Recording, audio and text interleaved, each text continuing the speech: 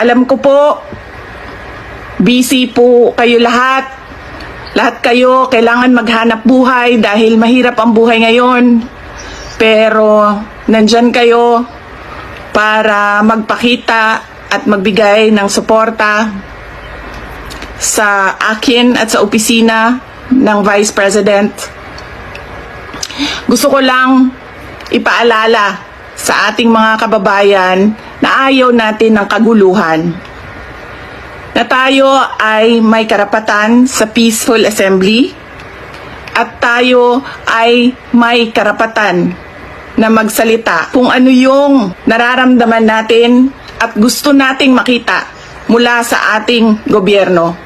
Ang gusto natin makita ay genuine public service. Kung maalala niyo po, hindi ako sumama o sumali kahit sa anumang panawagan ng pagtanggal sa Pangulong Marcos sa kanyang pwesto. Bumisita ako sa rally ng Kingdom of Jesus Christ sa Bonifacio noon dahil nakiramay o nagkipagsimpatiya ako sa kanilang nararamdaman at hirap na pinagdadaanan. Ang lagi kong panawagan sa taong bayan ay hingin, idemanda sa gobyerno na ibigay nila ang serbisyo na karapat-dapat para sa mga Pilipino. Simulan na natin sa mga campaign promises.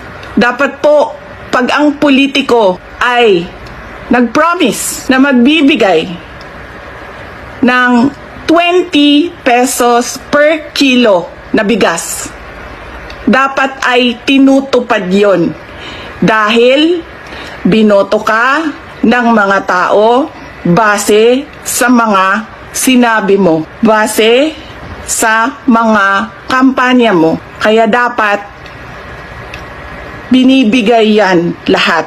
Kung ano man ang sinabi ng isang tao, ng isang politiko, ng isang kandidato sa entablado, dapat nakikita yan ng taong bayan.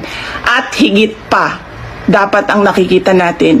Hindi tayo dapat naghihirap, hindi tayo dapat pinapahirapan, kundi dapat nagpapakitang gilas ang ating gobyerno na sila ang pinakamagaling pagdating sa hustisya at karapatan ng mga mamamayan at kabutihan, kaunlaran at peace, kalinaw, kapayapaan sa bayan. Ulitin ko, dapat hinihingi natin sa ating pamahalaan ang karapat-dapat para sa isang maunlad at mapayapang lipunan. Mga kababayan, nararamdaman ko kung ano yung matagal nyo nang nararamdaman. Sinubukan ko na magtrabaho ng maayos sa Department of Education dahil yun naman ang aking pangako sa inyo. Ginamit ko ang pangalan ko, Sara Duterte, Inday Sara Duterte. Sabi ko sa inyo, trabaho, edukasyon, mapayapang pamumuhay. Pero anong nangyari? Binastos ang budget, ang Department of Education. Hindi ko na kailangan magbigay ng ebidensya. Nakikita nyo sa General Appropriations Act, simula sa NEP, papunta sa GAB, papunta sa BICAM, papunta sa batas. Nakikita natin yon. Dapat hinihingi natin na matino ang mga namumuno sa atin. Sinabi nila, ako daw ay krung-krung, ako daw ay baliw, ako daw ay wala sa tamang pag-iisip. Ano bang sabi ko sa inyong lahat? Psychological test, kahit ano yan, neuropsychiatric test, kahit anong pang test yan. Dagdagan ko pa ng drug test.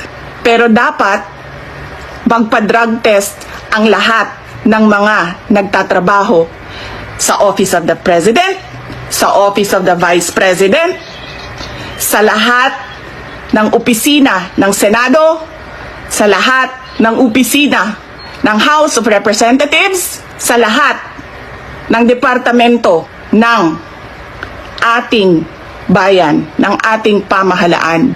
'Di ba? Ano pang test ang gusto nyong idagdag ko? Wala na kayong mapuna sa akin. Pinagtatakpan ninyo ang mga kakulangan ng pamahalaan. Ako ang ginagawa ninyong punching bag para hindi napapansin, nakikita, naririnig ng mga tao ang kalokohan, ang korupsyon, at ang katiwalian na ginagawa sa gobyerno. Magpa-drug test tayong lahat sa harap ng taong bayan. 2 lang yan, mga kababayan. Ibigay namin ang mga pangako namin sa inyo noong nangangampanya kami. At papakita namin sa inyo na matino kami. Magpapadrug test kaming lahat. Simulan namin sa Office of the Vice President. Ayaw nila tayo tigilan dahil hindi tayo sumusunod sa kanila. Hindi tayo nabibili ng pera. Ano pa ba ang kailangan ng isang taong sanay na sa hirap na wala na siyang ibang alam kundi ang maging mahirap dahil hindi niya nakikita ang hustisya mula sa gobyerno? Mabibili mo pa ba yan? Hindi na. Dahil ang tao sanay sa hirap. At mali yun. Mali yun. Na ang taong bayan ay naghihirap. Mga kababayan, ulitin ko ang aking pagpapasalamat sa inyong suporta, sa inyong pagprotekta, at lalong-lalo na sa inyong pagmamahal. Nararamdaman ko yun. Mahal ko kayong lahat. Mahal ko itong bayan natin. Wala na po tayong ibang bayan. Hindi po tayo mga politiko at mga mayayaman na meron pong bahay kung saan-saan. Sa Australia, sa Singapore, sa Amerika, sa Spain, sa Europe, kung saan-saan ang mga bahay nila. Napakadali sa kanila na talikuran ang bayan. Pero tayo, saan tayo pupunta? Sa mga probinsya lang natin. Sa Samar, sa Leyte, sa Cebu, sa Bohol, sa Siquijor, sa Negros Oriental, sa Negros Occidental, sa Panay Island, sa Mindanao, sa Luzon. Doon lang tayo makakapunta, makakauwi kung magulo ang bayan. Pero ang mga mayayaman at mga politiko, iiwanan lang tayo.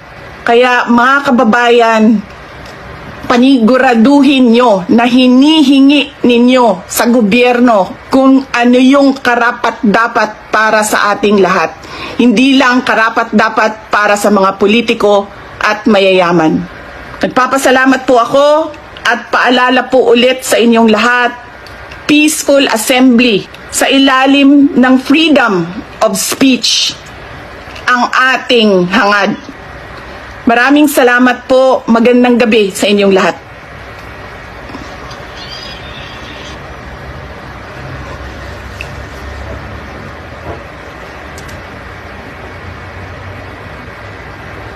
Laban. Lumaban kayo.